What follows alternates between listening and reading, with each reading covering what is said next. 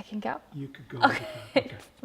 Perfect. So my book story is about the Little-House-on-the-Prairie books.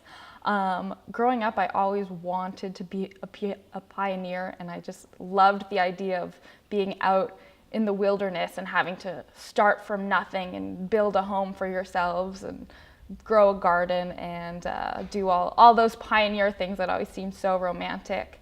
The problem was, as a young child, I had a very, very hard time reading. I don't think I really fully learned how to read until I was about 9 or 10 years old, which is very late, especially for someone who is now an author. And so I remember reading an abridged, kind of very simplified version of the Little House on the Prairie stories.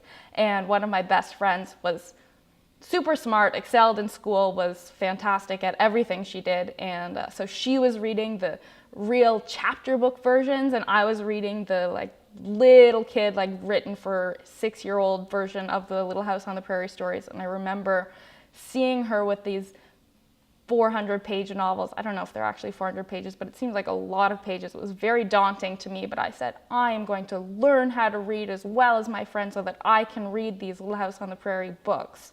And so that was a big inspiration in my life to learn how to read and really get up to my grade level in reading through those books. And I think that that's what it takes for a lot of little kids, is just one book that they actually enjoy and want to read, as opposed to just their parents or their teachers kind of forcing it upon them and forcing this reading upon them. So from those Little House on the Prairie books, I finally learned how to read, and I've read those real life chapter books and have loved reading ever since.